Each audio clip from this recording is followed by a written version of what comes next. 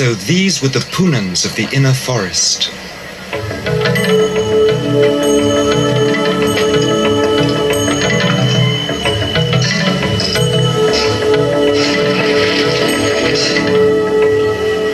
They were nervous at first, fearing we might be agents sent to track them down and domesticate them.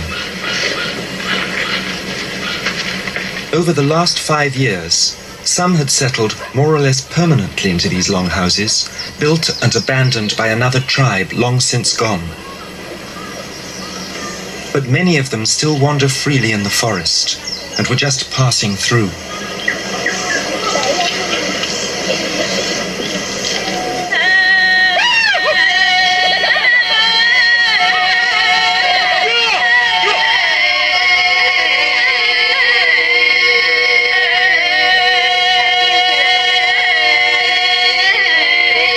They had traded with other tribes for their modern clothes.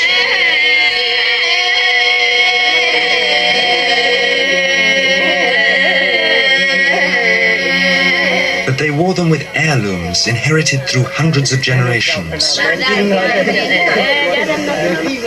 Chinese and Indian and Arabian beads, and valuable antique coins from the nations which once warred for the spice trade.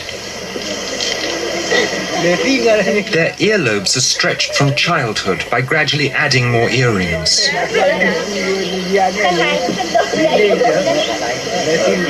It's not the rings, but the long ears which are the objects of beauty.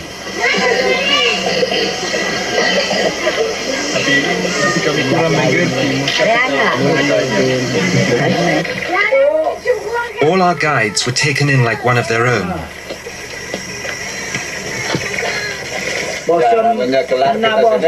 Our best clothes got their first proper laundering for the big bash that night.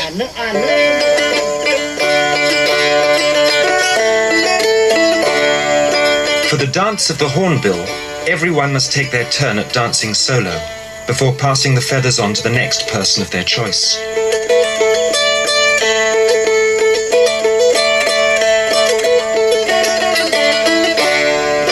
Controlled movements are supposed to reflect the dancer's skill at balancing within him the upper world of the dream wanderer and the lower world of matter.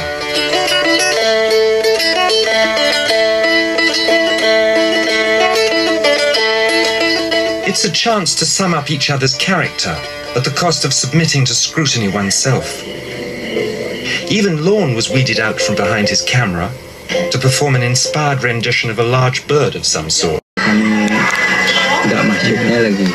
Anyway, they decided to stick with the old religion. And if we wanted to know more, we should visit Nyanyet, who sometimes lived downriver at the foot of Spirit Mountain.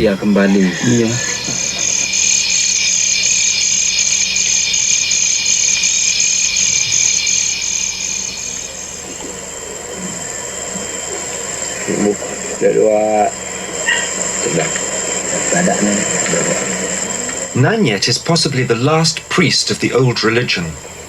He spends most of his time alone in the forest, but returns to become both the community's doctor and philosopher.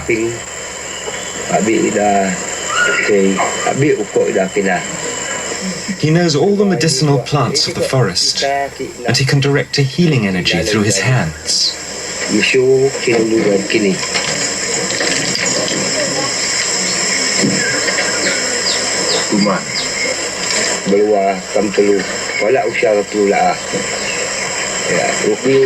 He said we all have a dream wanderer, though most of us live our lives amongst the roots of the world. Our dream wanderer can learn to move through the upper branches of the tree of all life, the body of Aping.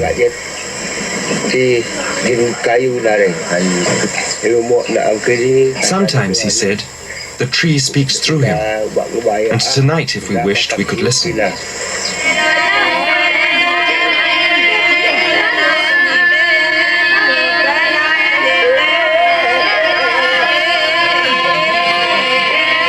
Almost nothing is known or written about the Punan religion, and on the verge of its disappearance from the world, we were in the extraordinary position of being able to capture a moment of it.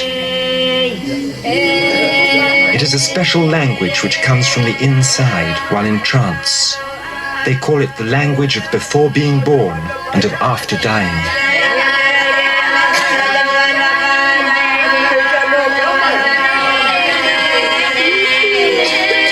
There we were, stumbling over our cables, struggling with failing batteries, blinding them with our lights. And it was only afterwards that Nanyet told us the entire thing had been just for our benefit, to awaken our dream wanderers.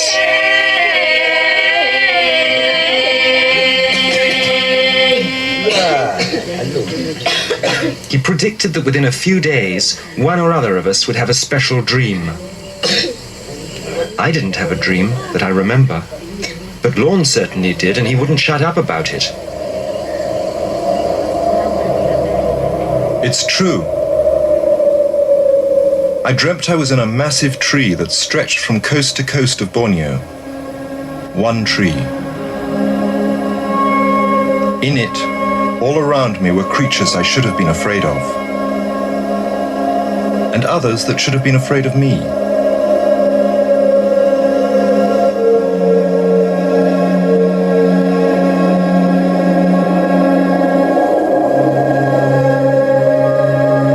But I saw myself in each of them,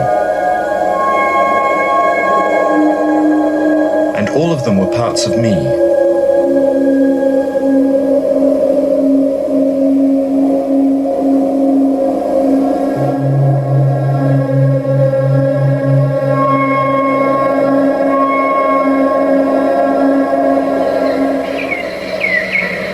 For me, the whole thing had been a dream. Finding them, becoming part of them, and now leaving them again in their secret place.